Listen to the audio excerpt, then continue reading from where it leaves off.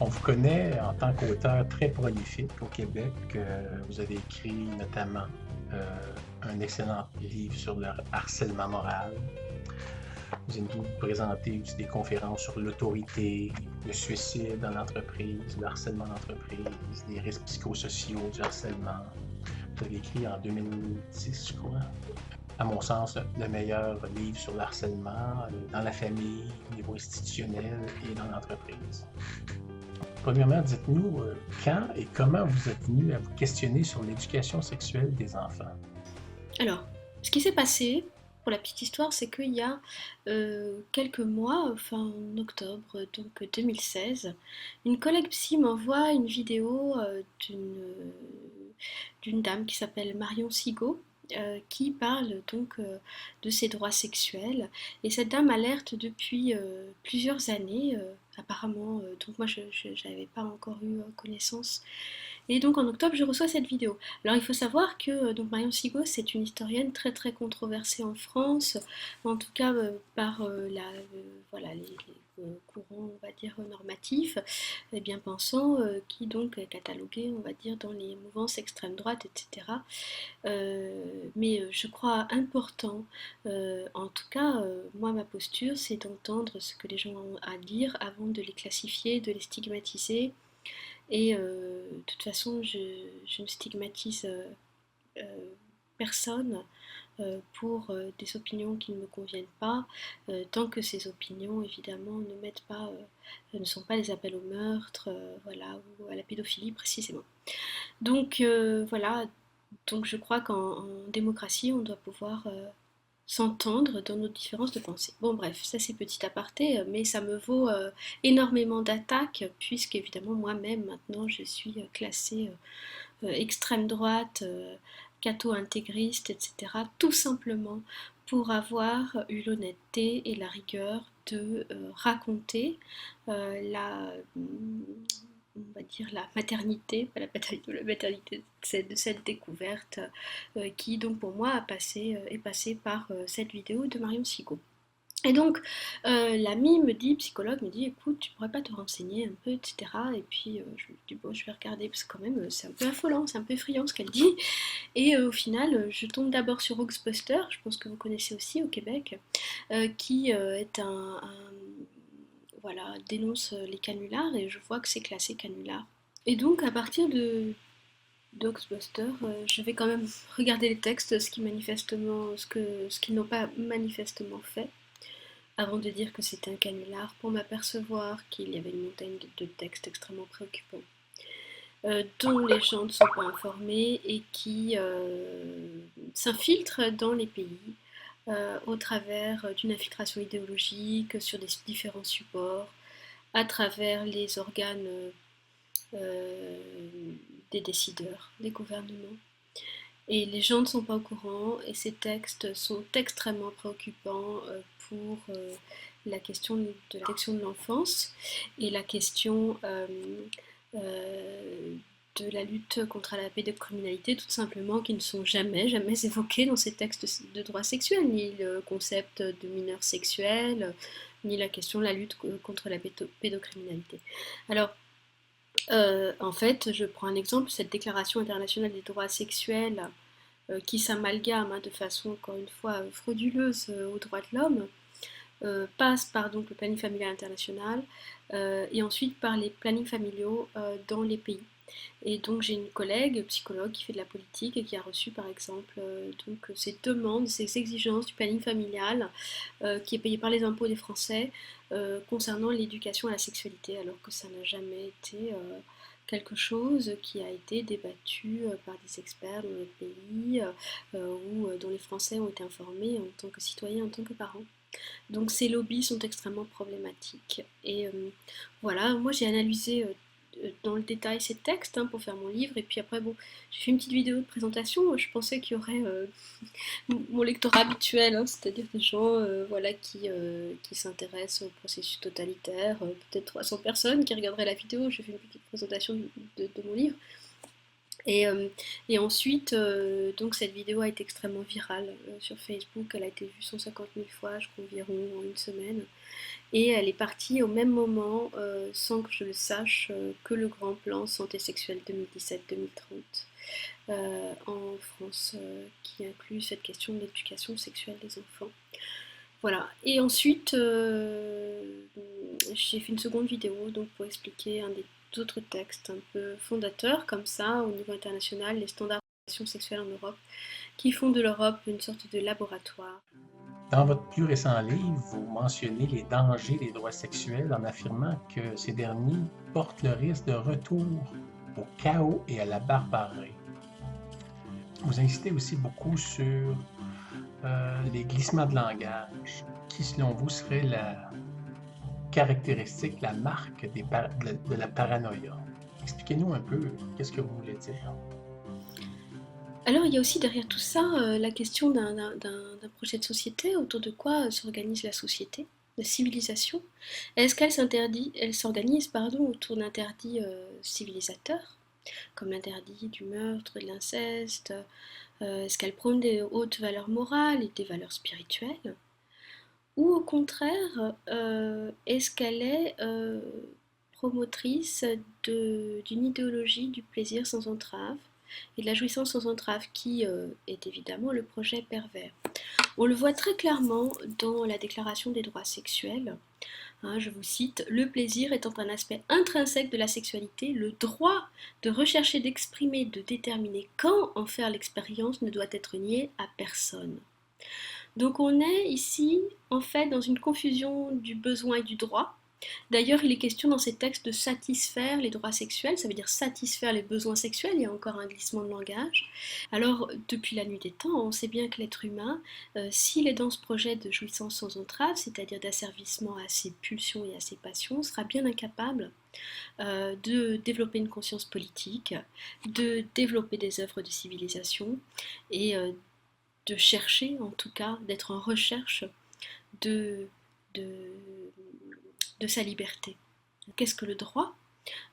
Théoriquement, voilà, la sexualité c'est entre adultes responsables et donc grands garçons et grandes filles, donc ils peuvent faire ce qu'ils veulent dans leur sphère intime de plaisir. Donc qu'est-ce que c'est que ce droit au plaisir?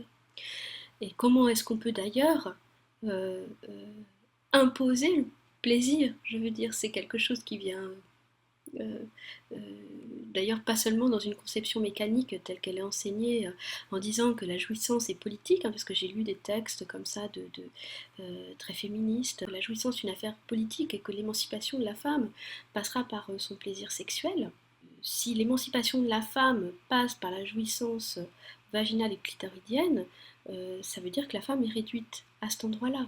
Et je crois qu'il faut bien entendre les paradoxes là-dedans, c'est-à-dire que ce qui est considéré comme émancipation est en réalité une dissociation de l'individu dans son être, entre ses organes génitaux, sa sexualité mécanique, on va dire, ses émotions, ses sentiments, sa vie affective et sa pensée, et voire même sa spiritualité.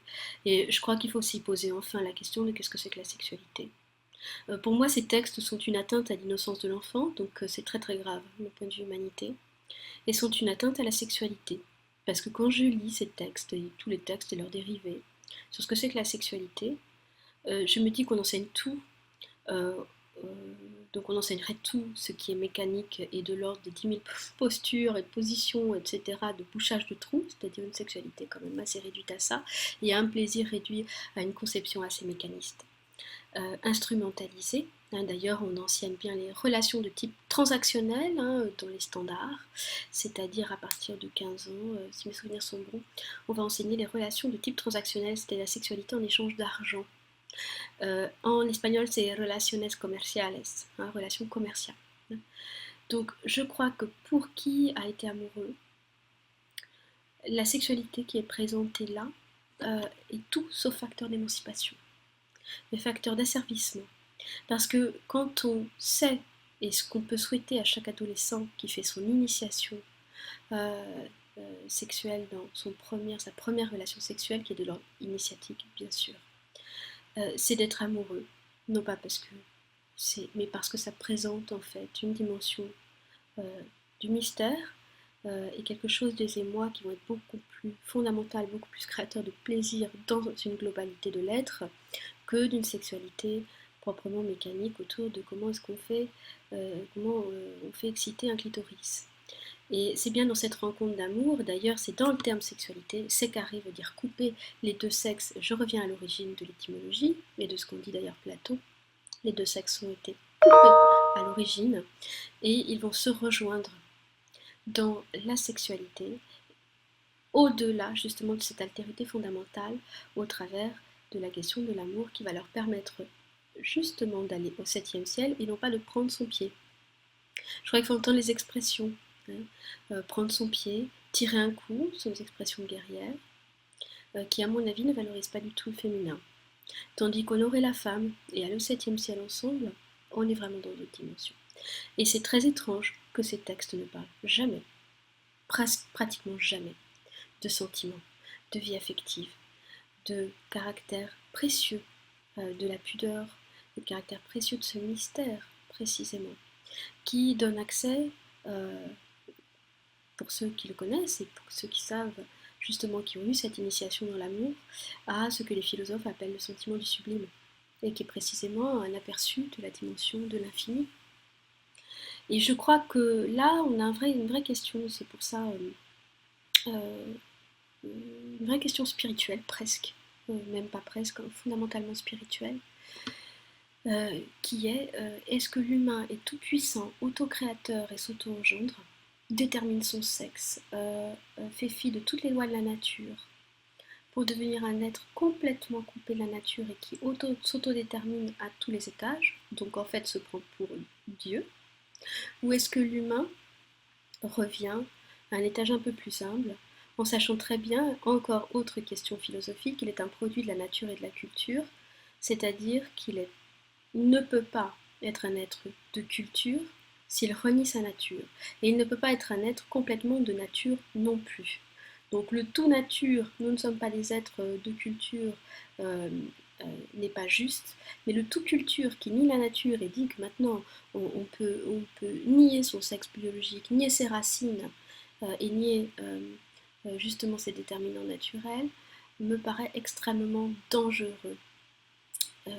Dangereux. Et d'ailleurs, à chaque fois qu'on nie la nature, on est dans des processus de destruction. De toute façon, notre civilisation en est un point en termes de destruction de la nature qu'effectivement, je pense qu'on peut difficilement faire pire. Mais là, c'est encore un projet supplémentaire qui n'a pas été pensé. Le droit, normalement, suppose de renoncer à la jouissance expansive de ses désirs particuliers pour accéder à l'universel. Or ici, c'est exactement le contraire qui nous est proposé, et c'est d'ailleurs pour laquelle j'ai bien analysé le faux raisonnement, le sophisme, à la base des droits sexuels, et c'est la raison pour laquelle ils viennent contredire les droits de l'homme. Justement, pouvez-vous nous parler de l'éducation et de son rôle? Oui, je pose quand même quelques questions philosophiques, à mon avis fondamentales, encore une fois, par rapport à ce projet euh, qui est tout sauf humaniste, et qui émane de ces droits sexuels. Alors d'abord, première question, qu'est-ce que c'est qu'éduquer? À quoi ça sert? Et pourquoi on éduque, hein, puisqu'on nous parle d'éducation à la sexualité. Euh, je pense important de revenir à des fondamentaux. Il y a des esprits brillants dans l'humanité qui ont pensé cette question de l'éducation. On a les philosophes Kant avec ses réflexions sur l'éducation. On a Hegel avec ses textes pédagogiques. Ce sont des très très grands philosophes. On a bien sûr Platon, hein, qui a avant toute chose posé la question avec Socrate du savoir inné ou acquis et des modalités pédagogiques de développement de l'esprit critique. Tout ça me paraît fondamental avant de poser ce paradoxe de l'éducation à la sexualité. Alors pourquoi educare signifie en latin conduire hors de l'état de pulsion et de l'état infantile. Infantile qui signifie ne pas être en capacité de parler et de parler en conscience, hein, du verbe fari en latin. Donc éduquer, ça signifie conduire l'enfant hors de l'état d'enfant vers l'autonomie, hein, c'est-à-dire sa capacité à se fixer lui-même ses propres lois et donc à devenir citoyen en tant qu'adulte. Euh, Vous voyez que ça, accolé avec des termes de sexualité, c'est quand même très particulier, puisque, évidemment, éduquer d'abord, ça signifie le refoulement de nos pulsions primaires, pour pouvoir, de meurtre, etc., de destruction, pour pouvoir ensuite construire quelque chose. Et ça passe par deux processus psychiques fondamentaux, la création d'interdits qui vont du coup nous obliger en fait à différer nos pulsions et nos désirs premiers pour les transformer. Donc d'un point de vue pulsionnel, ça s'appelle la sublimation, et d'ailleurs c'est Freud qui l'a théorisé, hein. Donc la question aussi de l'instrumentalisation des textes de Freud pour des idéologies pédophiles, il faudrait en reparler. Donc la question de la sublimation, hein, donc transformation des pulsions pour être en capacité d'utiliser cette énergie, de la canaliser pour faire des œuvres de civilisation. Et le deuxième processus, c'est le processus de symbolisation, c'est-à-dire la capacité à créer de la pensée, justement, en lieu et place de la pulsion primaire. Donc tout ça, c'est la fonction de l'éducation, hein, qui construit effectivement l'esprit critique et est d'abord fondée sur la question de la discipline et la question des interdits, hein. Alors, je voudrais vous lire un passage, par exemple, de Kant, Réflexion sur l'éducation, euh, qui dit bien que ce qui est important, c'est que l'élève construise lui-même ses idées. Alors pour Kant, au départ, il faut que d'abord l'enfant apprenne la discipline, il ne peut rien apprendre d'autre sinon, s'il n'a pas appris la discipline, ce qui est un peu logique. Donc ce qu'il faut, c'est que l'élève construise lui-même ses idées au lieu de les recevoir toutes faites du dehors. Alors quand on est en train de déconstruire, au moment où l'enfant construit ses repères identificatoires, toutes les bases culturelles, toutes les bases sociétales, politiques, etc., alors que l'enfant n'a absolument pas eu la possibilité de construire un esprit critique, c'est extrêmement problématique. Et c'est ce qui est proposé, hein, dans la question de l'apprentissage des droits sexuels très tôt, qui déconstruisent les déterminants sociaux et culturels, donc introduisent en fait un troisième terme qui est un savoir, entre guillemets, qui n'est pas un savoir et qui est une idéologie. Donc il faut quand même lire derrière, et l'idéologie d'un homme qui est en capacité, d'un humain qui est en capacité de choisir son sexe, on en reparlera, d'un humain qui est en capacité de distinguer la sexualité de la reproduction, question philosophique également, hein, je crois qu'il faut aussi en parler avant de poser ça comme un acquis absolu, et qui est donc en capacité de se libérer de ces déterminants culturels et de ses racines, hein, puisque bien sûr, n'oublions pas que cette éducation sexuelle est obligatoire et donc contredit la Déclaration des droits de l'homme quant aux prérogatives premières des parents en matière d'éducation. Ce qui est très problématique puisque, comme le dit un autre grand philosophe, Hegel, la question de l'éducation, c'est d'abord la question de l'éducation dans la famille, qui sera une éducation par le sentiment, qui est fondamentale pour que l'enfant acquiert un sentiment de sécurité intérieure. Et qu'est-ce qu'on va faire en introduisant cette sexualité adulte très précocement, alors que l'enfant n'en manifeste ni le besoin, n'en a pas la maturité et n'a pas de demande? Eh bien, on va en fait effracter, c'est-à-dire empêcher la création de l'imaginaire chez l'enfant, alors qui est fondamental pour la constitution de son intime et de sa sécurité intérieure. Alors, je dis ça pourquoi? Quel est le problème que l'enfant fabule sur la façon dont on fait les bébés? Nous, en psycho, on parle du roman familial, par exemple. C'est l'enfant qui va se poser la question sur ses parents, sont-ils ses vrais parents? Est-il peut-être le fils d'un prince et d'une princesse dans une autre contrée, etc. Et c'est quoi le problème, en fait? Il faut que l'enfant se raconte des histoires. Et puis quand il sera en âge, lui, de venir à cette réalité, hein, de la sexualité adulte, à ce moment-là, il posera les questions et petit à petit, sur comment on fait les bébés, il posera les questions quand il sera en mesure d'en entendre quelque chose. Et d'ailleurs, la réponse, peut-être, il la transformera aussi, ce n'est pas grave. Hein, c'est vraiment un état très très important pour l'enfant. Alors voilà, déjà éduquer, qu'est-ce que c'est? Un enfant, qu'est-ce que c'est? Alors je dis ça parce que dans les textes des droits sexuels, l'enfant finalement, selon ses capacités évolutives, très terme, expression extrêmement floue, de toute façon ça accole l'enfant avec la question de l'autonomie, de la responsabilité. L'enfant serait responsable et aurait quelque chose à dire de ses droits sexuels. et de la citoyenneté, puisque nous parle bien de citoyenneté sexuelle. Donc on est en train de catapulter à peu près tout le sens des termes. Et personnellement, au regard de toutes les recherches que j'ai faites sur le totalitarisme, ça me met cette novlangue, ces accollations de termes contradictoires entre eux, me met des warnings extrêmement puissants sur la propagande et le projet qu'il y a derrière, sachant que tous les totalitarismes ont œuvré à arracher les enfants à déterminants sociaux et culturels et précisément avant toute chose à leur famille. Dans votre vidéo qui présente votre livre L'imposture des droits sexuels, vous parlez aussi des dérives possibles autour de la notion d'égalité. Pouvez-vous développer un peu votre propos? Alors une des dérives de ces droits sexuels, c'est la question de l'égalité, puisque c'est, nous dit-on, pour promouvoir l'égalité entre les hommes et les femmes, et les hétérosexuels et les homosexuels, et en fait l'égalité dans toute la population. Alors première chose, enfin moi ça me met des gros warnings en général ce terme d'égalité, parce que on a une égalité de droit, et encore parce qu'en fonction de la catégorie de population à laquelle on appartient, on a plus ou moins de droits, justement. Le droit de l'enfant n'est pas le même que le droit de l'adulte, et on ne peut pas le confondre. Hein.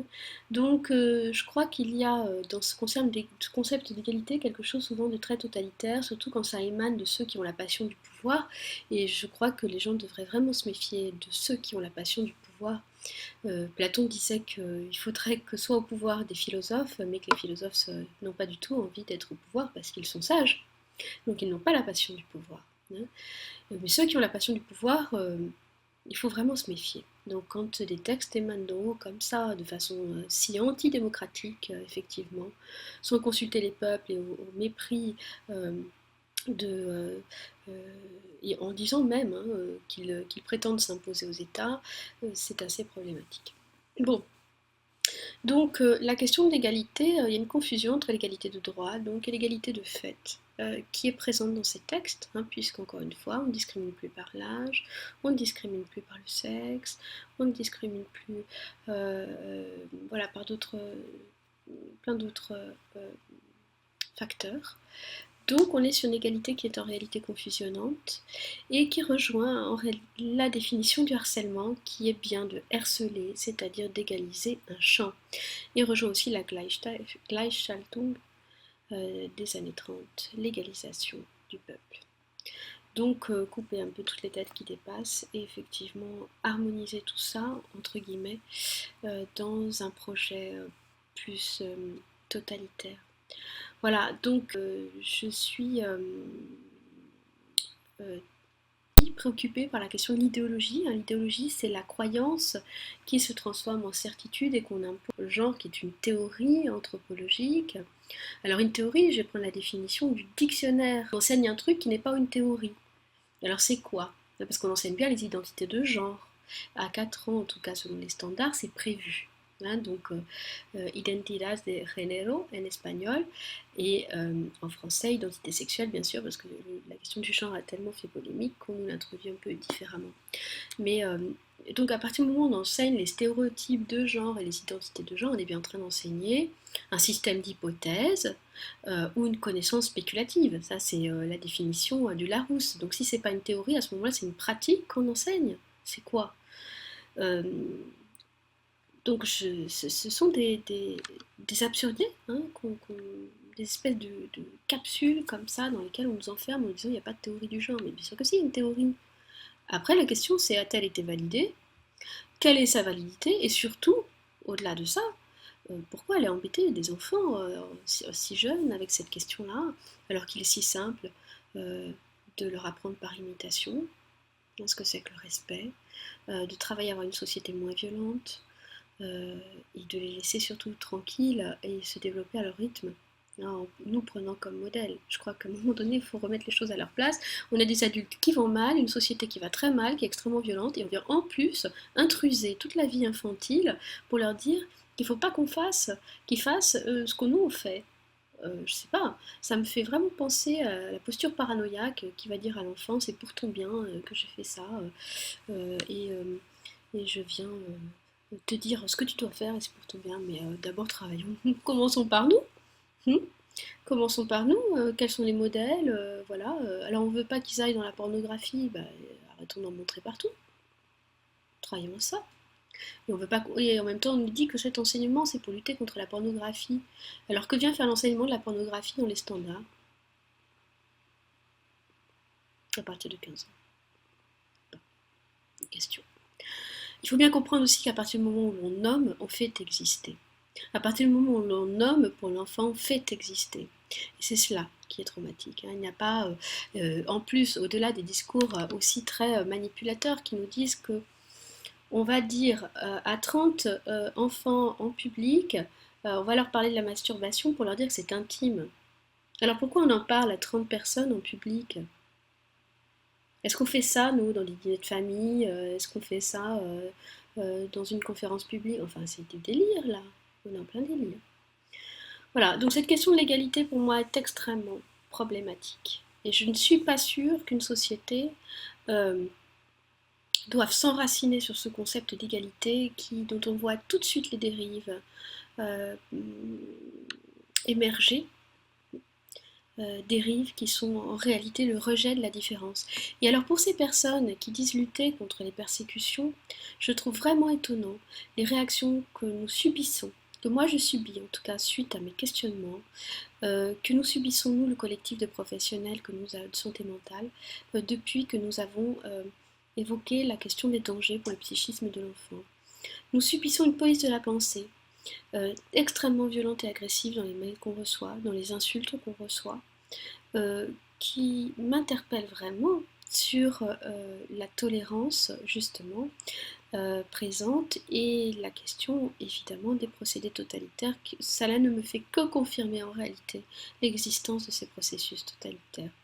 Et je trouve ça extrêmement inquiétant et je recommande vraiment à chaque citoyen de se documenter très sérieusement sur ce qui est en train de se passer. On essaye de faire un travail de vulgarisation qui est absolument bénévole, que nous faisons sur nos nuits, sur nos week-ends, je dirais par préoccupation humaniste et professionnelle pour la santé mentale de l'enfant, mais effectivement, et sans financement, ça aussi, puisqu'on nous demande quels sont nos conflits d'intérêts et nos lobbies. Non, non, bah, on n'a pas de conflit d'intérêts, c'est bien pour ça qu'on est en capacité de dénoncer ceux des autres. Voilà.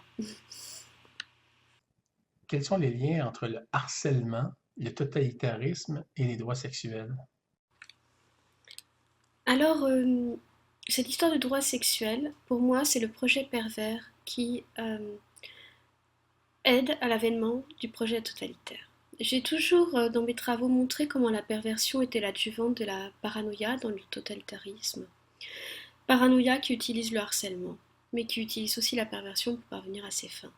Alors ici, il est question d'effracter l'intime dès le plus jeune âge des enfants, de confusion totale entre l'enfant et l'adulte, c'est-à-dire de déni de la vulnérabilité de l'enfant puisqu'il est considéré responsable, autonome, etc., citoyen. De confusion totale entre le public et le privé, de déni des prérogatives parentales, de déni de la culture et de ce qu'on appelle au niveau du projet paranoïaque l'auto-engendrement, hein, c'est-à-dire cet humain qui se prend pour Dieu, qui croit qu'il est en capacité d'être tout puissant, auto-engendré, sans passer. Voilà. Et je crois que là, on a quelque chose d'assez grave, alors qui rejoint aussi toutes les études que je fais sur les dérives du langage. Donc la question des droits sexuels et des besoins sexuels, question de la carrière sexuelle qui est mentionnée dans les standards pour l'éducation sexuelle en Europe, assimilant le sexe et la sexualité donc à un travail. On a donc ces différents items et cette novlangue aussi hein, qui est introduite de plus en plus. Alors les orientations sexuelles, on a pansexuel, cissexuel, hétérocentré. Alors la question de la novlangue, elle est quand même très très très problématique parce qu'elle renvoie systématiquement, et ça fait très longtemps, hein, il était dit, question du délire paranoïaque, qui réinvente le réel au travers d'items et de vocabulaire, d'un vocabulaire qui lui est propre. Ceci a été bien étudié par Victor Kemplerer, par exemple, au niveau du nazisme, on change l'appréhension d'elle, on fait rentrer les gens dans un délire au travers de la langue. Et cette novlangue, en fait, c'est aussi quelque chose de très problématique.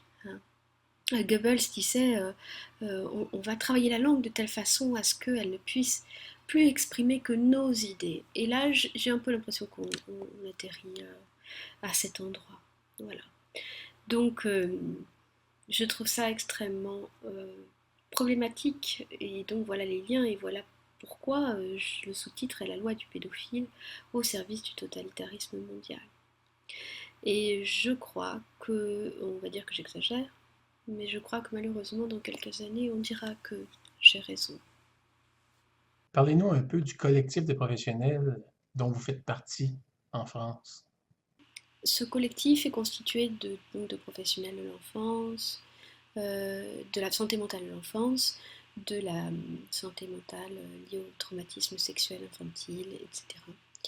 Et donc nous proposons en fait, nous proposons déjà le travail que nous avons fait d'investigation et de recherche sérieuse sur les références, les sources et les origines de ces droits sexuels et de cette éducation sexuelle. Et nous proposons en tout cas au regard de la France, nous interpellons sur la protection des mineurs. Nous faisons 5 propositions. Nous avons un site internet sur lequel donc chacun peut se rendre. Et n'hésitez pas à signer la pétition pour nous soutenir parce que nous avons besoin de votre soutien pour interpeller sur la vie psychique des enfants.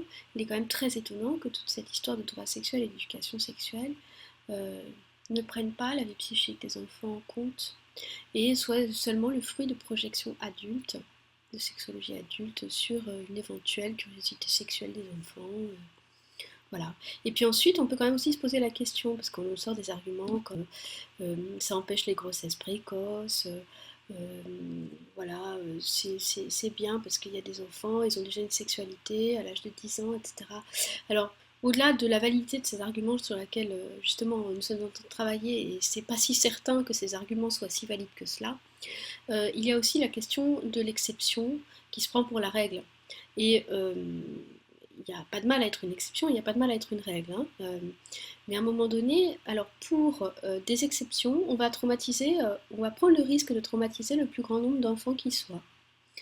Et c'est un peu la même chose sur ces questions de concept d'hétérocentré, enfin cette novlangue. À un moment donné, la majorité de la population, je suis désolée, est hétérosexuelle. Ça ne veut pas dire qu'il faille persécuter les homosexuels, absolument pas. Mais ça ne veut pas dire qu'on doit travailler à changer de paradigme pour faire de l'homosexualité la norme. C'est quand même assez préoccupant. Préoccupant parce que qui a décidé de changer la norme? La norme, c'est ce qui fait la règle générale. Qui a décidé que on modifiait l'exception? Et est-ce mauvais d'être une exception? Moi, je ne sais pas, mais de ma connaissance, l'homosexualité a toujours aussi été quelque chose de revendiqué comme une marginalité un peu intellectuelle, féconde. Je pense à Oscar Wilde, je pense à la poétesse Sappho. Voilà, c'est des choses un peu même en lien avec un milieu artistique, etc. Et donc maintenant, en fait, on modifie la norme en intervenant dès la plus tendre enfance sur les enfants. Et je crois que voilà, la question c'est laisser aux adultes le choix de faire ce qu'ils veulent dans la limite du respect à autrui, ce qui n'est pas mentionné dans cette histoire vraiment de droit sexuel, je vous ai lu sur la question du plaisir, comme paradigme premier, plaisir sexuel. Et par contre, protéger absolument les mineurs de toute cette intrusion de la sexualité des adultes qui... Enfin, je sais pas, mais j'ai l'impression qu'on doit maintenant expliquer aux gens qu'il ne faut pas arroser une plante avec du pétrole parce que les effets vont être désastreux. Je crois qu'on en est là, c'est-à-dire une perte totale et radicale de bon sens sous la propagande. Et je sais pas, moi je reviens souvent à l'agriculture Dans l'agriculture, pour la création, effectivement, il y a des principes mâles, il y a des principes femelles.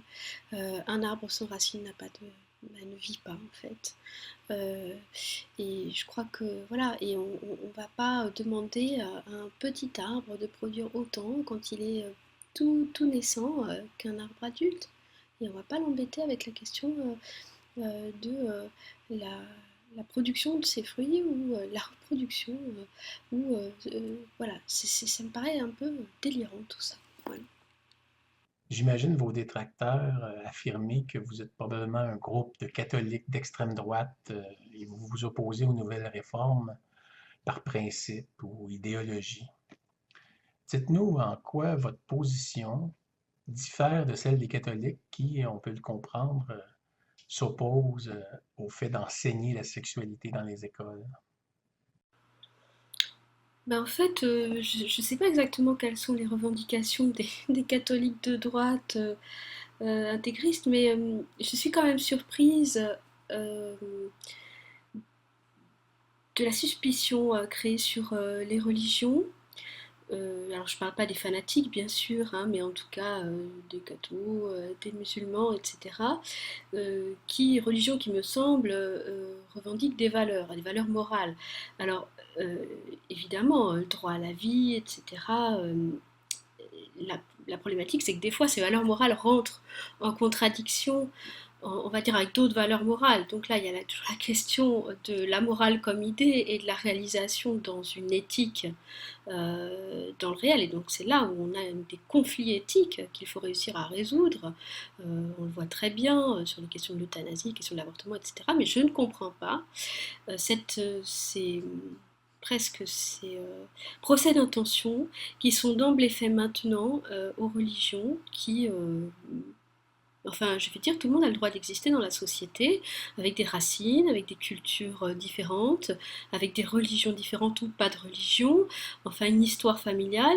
Et je trouve qu'il y a aussi derrière ces questions de droit sexuel, dans la façon dont elles présentent euh, les religions comme relatives, la culture comme relative, l'ordre public comme relatif, l'ordre moral comme relatif, quelque chose qui est très dangereux et qui en fait nie totalement les différences au prétexte de combattre les persécutions. Donc voilà, nous, notre combat, il est professionnel. Moi, mon combat particulier, au regard de tous les travaux que j'ai faits antérieurement, un combat contre, c'est même pas un combat, c'est une mise en lumière des procédés totalitaires euh, et paranoïaques.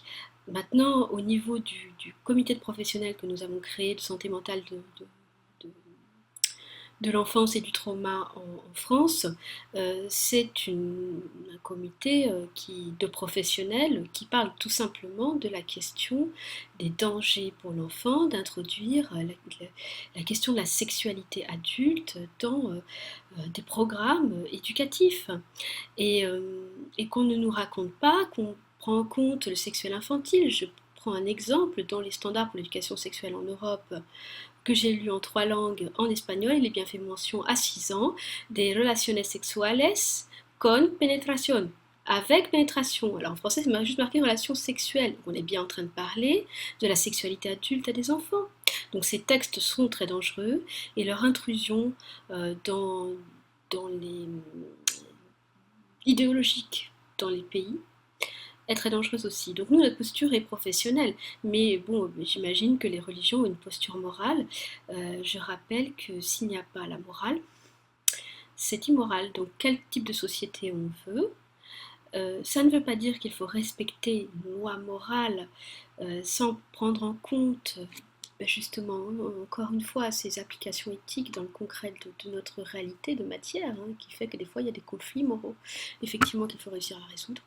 Mais je ne vois pas en quoi c'est mal et en quoi on devrait bannir toutes les revendications des courants religieux traditionnels.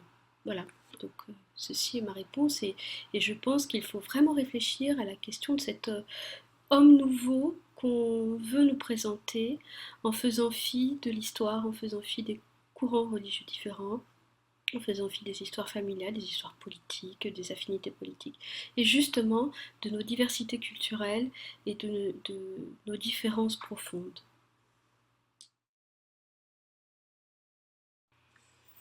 Alors un mot pour conclure. Je vais parler de quelque chose dont je pense on ne parlera pas forcément beaucoup ensuite, donc je vais en profiter. C'est que justement, je parlais de cette atteinte à l'innocence de l'enfance et à la sexualité. Et je crois que la sexualité, c'est un lieu très intime, bien sûr, où, lorsqu'elle est exercée dans l'amour, elle introduit la notion du don absolu et du partage, c'est-à-dire qu'on va penser, bien sûr, quand on est amoureux, au plaisir de son partenaire ou de sa partenaire bien avant le sien, et on va se donner effectivement dans son être tout entier. Et cette question, qui n'est jamais abordée comme ça, hein, parce que ça fait réactionnaire maintenant, parce que ce qui est cool et progressiste, c'est le viol cool, hein, comme je sais plus, c'était dans un film qui avait ça, un film pour ados. C'est donc la transgression, ça c'est cool et progressiste. Euh, cette question du don, elle est aussi euh, euh, fondatrice de la société. Je pense vraiment aux travaux d'anthropologie, évidemment on pense à Lévi-Strauss, mais à Marcel Mauss.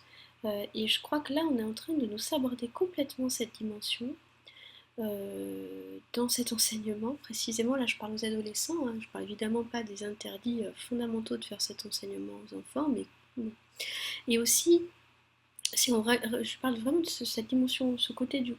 dont on va pas parler ensuite beaucoup, je pense, de qu'est-ce que c'est que cette sexualité qui nous est proposée. Et aussi de parler de la nécessité pour l'adolescent de buter face à des interdits, face à des mystères, et de les transgresser à un moment donné, cette initiation qui va lui permettre d'entrer dans l'âge adulte et dans la civilisation, c'est à un moment donné des adultes dans cette citoyenneté. Il va devoir découvrir par lui-même, traverser une ombre, traverser quelque chose de silencieux, de mystérieux. Et c'est initiatique. Or là, en fait, toute cette proposition pour des adolescents vise à leur faire perdre complètement l'accès à cette initiation, puisqu'en fait, il n'y a plus de mystère. Tout est déballé comme ça sur un plateau et on ne parle pas de l'essentiel. Voilà. Donc, je ne crois vraiment pas que ça soit la prévention. De toute façon, tout ça, vous l'aborderez avec mes collègues qui vous parleront de la question de l'enfance, de ce qui, voilà, de leur expertise, hein. Je crois que c'est important aussi dans une société qui confond l'opinion et l'expertise, de le rappeler, hein. Si vous voulez, par exemple, réparer votre voiture, il ne faut vraiment pas venir me voir. Par contre, pour questionner le langage, si. Donc, c'est important aussi, hein, de respecter ça, et ça n'a pas été fait pour les droits sexuels, en tout cas pour la rédaction des textes. Voilà, donc je vous remercie vraiment beaucoup de l'attention. C'est difficile de se parler de ce sujet dont on pourrait parler des heures, de le réduire en peu de temps, et encore c'est assez long. Ça mériterait vraiment d'être approfondi. Voilà, merci beaucoup et à bientôt au Québec, bien sûr.